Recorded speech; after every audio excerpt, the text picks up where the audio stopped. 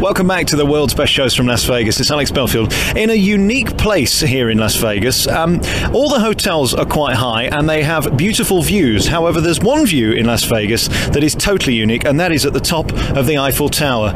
I didn't think I'd be saying this in Las Vegas, but Melissa, thanks for joining me. Hello and welcome. Now, you're one of the top people here at the Paris Hotel and Casino. It really is a jewel in the crown of Las Vegas. You get to see everything. I'm not just talking about the Strip and the casinos. You can see as far as the mountains, and it is a completely unique and beautiful view. Thank you.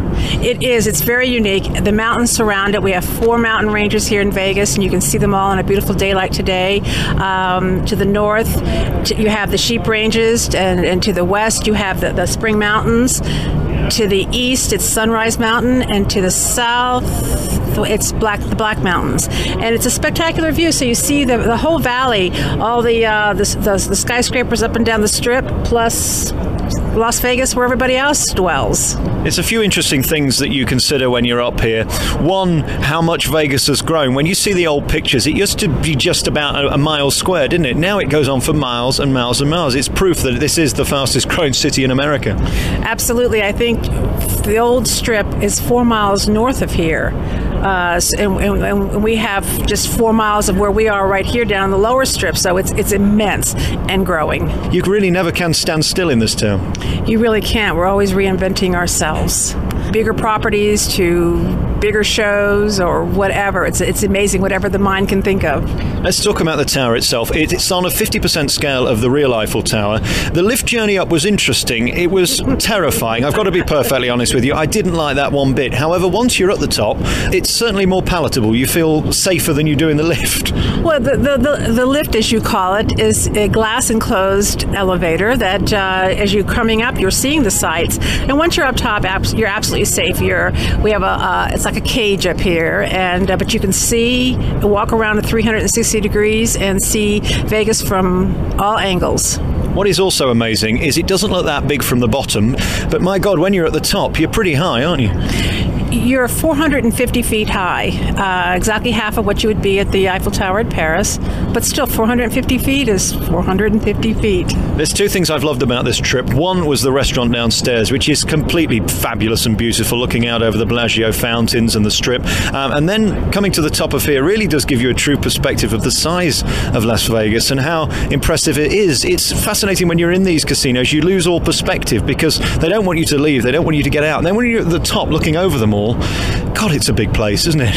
It is. I mean, we're at the corner of the crossroads. If you look down, we're at the crossroads of Las Vegas Boulevard and Flamingo. It's probably one of the most famous intersections in the world and one of the most expensive pieces of real estate you can imagine, because 3 of the 4 properties on this corner belong to my company, which is Harrah's Entertainment. Across the street, catty corner is Caesar's Palace. You got Flamingo over to across the street from that, and then there's Bally's in Paris here, and then there's another hotel. I don't know the name of it. It's across the street. It has fountains. Oh, that one that I shouldn't have mentioned. I do beg your pardon about that. I mean, it is interesting when you're doing this trip. People say to me, how do you get all the contacts and how do you find out who's where and who does what? The reality is there's really only 2 big people who own this. I mean, they talk about in the old days of Vegas, in the Sinatra days, the mafia. In a way, there's 2 big mafia here who own everything, don't they? I don't know that I'd use that word, mafia. But yes, Harrah's Entertainment and the MGM Mirage folks. And they know how to do it. And the one thing I love about Vegas is nothing is out of the question. Nothing is too big. No idea is too extreme. And no amount of money is too much. You couldn't do this anywhere else in the world, could you? No.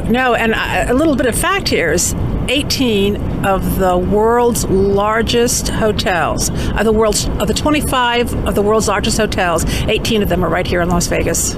And you only have to go inside them to notice why. And each of them is different. As you say, Caesar's Palace across the street is obviously based on Caesar, and we've got the big amphitheatre where Celine was and Bette Midler's at now, and Cher and Elton John.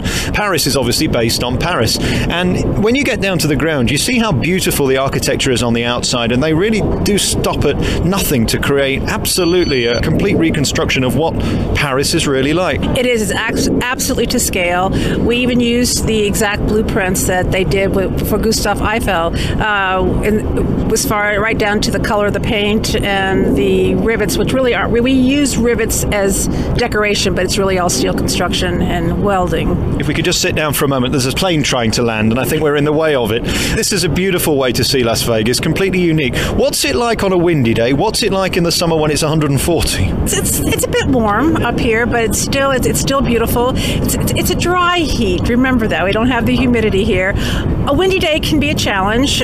We don't want winds up above 39 miles per hour. We will close down the tower for winds. It's not a comfortable place to be. Vegas is known for its beautiful weather, so we don't have many windy days and we don't have a lot of rainy days, and so we're lucky that in that way, this is Vegas. You might have the best job in the world being able to come up here every day and look at the town develop. There's a lot of talk right now about the economy and how bad it is in America. I heard a fabulous line the other day was that Vegas will be the last to feel it and the first to recover. It does seem to be true that this place just seems to survive regardless of the economy. It has always survived so-called recessions, downturns in the economy, and that is because this is a fantasy here. The people come here to escape. There's no place like it in the world where you can come and do all the things you can do here in Vegas. So it does have that little bit of a protection around it, and I hope it will sustain again through this one. When you look at the Eiffel Tower in Paris, it is a remarkable structure, world-renowned, and this is equally here in Vegas. Stood here at the top with very little beneath us, I wonder, how do you build something like this? Well, it's a good thing I wasn't in charge of that project. But it took 18 months, and it was done piece by piece just to make it as safe and as structurally sound as possible, and it is. And we are controlled by the county, the city engineers. They come out once a year and inspect us, so we know that we are a very safe structure here. The one thing I've learnt about the French, and we all do jokes about the French in England. Oh, you like to make fun of the French? Oh, absolutely.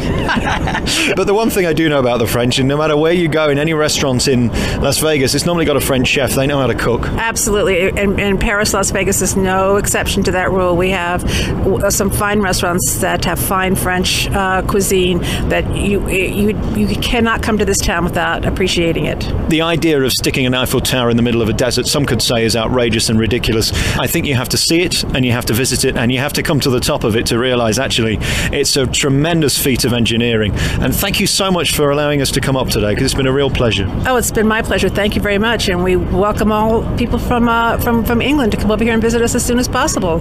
Thank you.